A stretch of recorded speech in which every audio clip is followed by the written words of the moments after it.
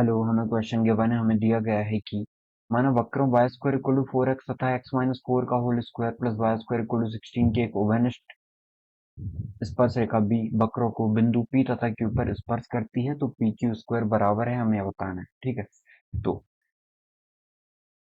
जब भी हमें पता होता है कि दो कॉनिक हैं और जिनमें से दोनों कॉनिक अलग हैं, जैसे कि एक हमारा परवल है, एक सर्कल है, तो सर्कल के लिए तो हमें पता है डिस्टेंस निकाल लेते हैं, रेडियस के इक्वल रख देते हैं।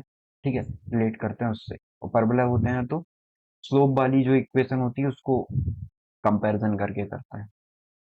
तो ये है वाई स्क्वायर इक्वल टू में 4x, और सर्कल की इक्वेशन हमें कितनी दी है, x माइनस 4 का होल स्क्वायर, ये 4 है, प्लस का वाई स्क्वायर इक्वल टू में 16, यही है बने। ठीक है, अब हम चाहें तो Y square equal to 4x को हम क्या लिख सकते हैं,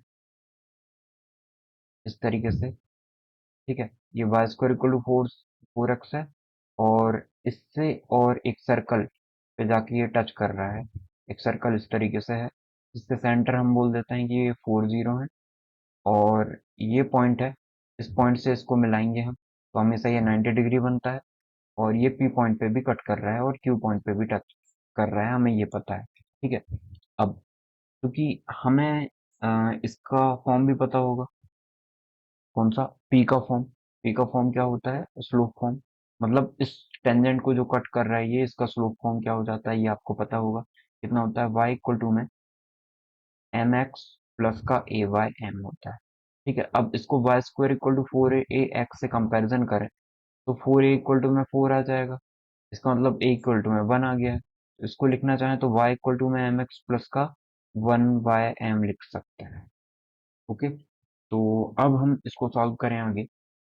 अब हमें, जैसे हम बोलेंगे कि यहाँ से लेके यहाँ तक की डिस्टेंस उतनी ही होगी जितनी इसकी रेडियस है। रेडियस कितनी है, 4 है, क्योंकि इसको कंपैरिजन करें यदि हम x माइनस एच का whole square plus Y minus K का होल स्क्वायर इक्वल टू में आर स्क्वायर से, तो r की वैल्यू 4 आ जाएगी। ठीक है, अब आपको ये p पॉइंट पता होगा कि p पॉइंट कैसे निकालते हैं। तो ये होता है a अपॉन में एम स्क्वायर स्लोप फॉर्म में, Y square equal to 4x के लिए a अपॉन में एम स्क्वायर और 2a अपॉन में m। ठीक है, ये याद होगा आई होप आपको। तो अब हम एक काम करते हैं, यहाँ से लेके यहाँ तक की डिस्टेंस देखते हैं, वो कितनी आ जाएगी। वो आर की इक्वल आ जाएगी, 4 की इक्वल। तो हम डिस्टेंस का फॉर्मूला यूज कर लेते हैं यहाँ पे। तो डिस्टेंस होता है A X one plus B Y one plus C upon में root A square plus B square. यही होता है, और ये वैल्यू हमें रेडियस के इक्वल है। अब सारी वैल्यूज कर देते हैं इक्वल, तो ये हो जाएगा अपना ए एक्स वन, मतलब कि ये है, इस इक्वेशन के रिलेट में निकाल रहे हैं 4 0 से डिस्टेंस। क्यों, क्योंकि ये स्लोप है, और स्लोप हमारी इसको भी टच कर रही है, तो इस वाले फॉर्म को सेटिस्फाई करेगी। ठीक है, तो अब ए एक्स वन मतलब एम मल्टीप्लाई में 4 4m प्लस जीरो हो जाएगी वाई वाली टर्म, क्योंकि जीरो से मल्टीप्लाई होगा तो, और प्लस का 1/m हो जाएगा, अपॉन में रूट में एम का स्क्वायर, ए का स्क्वायर प्लस 1 मतलब एम स्क्वायर माइनस 1 का स्क्वायर, तो प्लस का 1 हो जाएगा, इक्वल टू में 4। सॉल्व करें इसको, तो एक काम करते हैं, स्क्वायर कर देते हैं बोथ साइड में स्क्वायर करेंगे तो 4m प्लस 1/m का स्क्वायर होगा, और ये आ जाएगा 4 का स्क्वायर 16, और ये एम स्क्वायर प्लस 1। क्यों, क्योंकि इसका स्क्वायर करेंगे तो स्क्वायर से स्क्वायर रूट हट जाएगा, क्रॉस मल्टीप्लाई कर दिया और कुछ नहीं किया। तो यहाँ पे स्क्वायर करेंगे तो 16m स्क्वायर प्लस का 1m स्क्वायर प्लस का 2 4 8, 2 मल्टीप्लाई 4 8, और m मल्टीप्लाई 1/m, ये तो 1 आ जाएगा।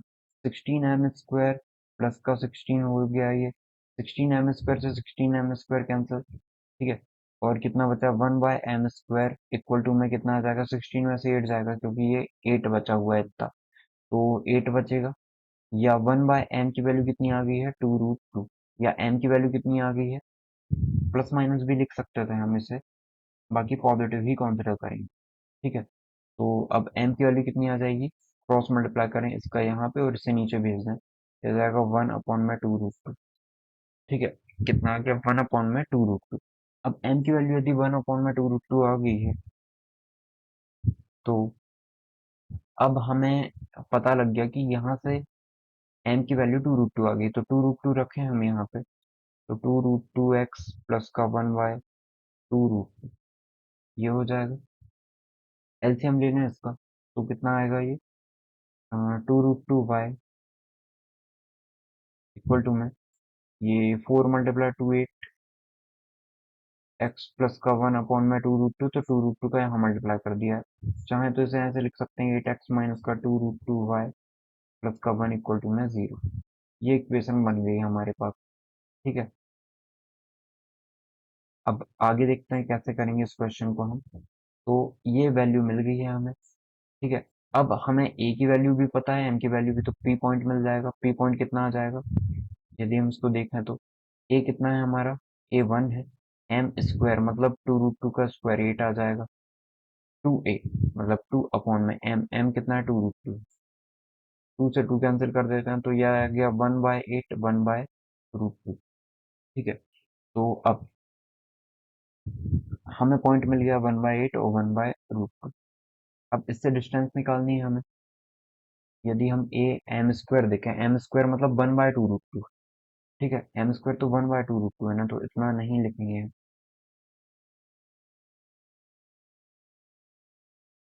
ए एम स्क्वायर, इसको यहाँ पे देख लेते हैं एक सेकंड। इसको हम देख लेते हैं अलग।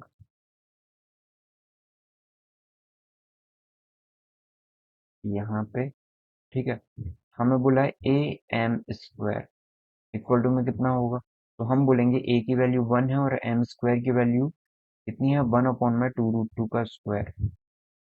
क्या जाएगा 1/2 का स्क्वायर 4 और √2 का स्क्वायर 2। तो 8, 4 मल्टीप्लाई 2 कितना आ जाएगा 8, 8 का मल्टीप्लाई ऊपर कर देते हैं तो ये 8 आ जाएगा। ठीक है, तो ये 8 आ गया है और 2 है 1/2√3, तो ये तो 4√2 आ जाएगा। ठीक है, तो 8 और 4√2 ये आ गया है। आई होप आपको ये रिलेट हुआ हो। इससे 2a 2 मल्टीप्लाई 1 2 और m कितना 1/2√2, इन दोनों का मल्टीप्लाई हो जाएगा क्योंकि इन दोनों का नहीं हो सकता। तो कितना आ जाएगा 4√2, इसलिए 4√2 लिखा हुआ है। अब हमें ये वाला पॉइंट पता है। हमें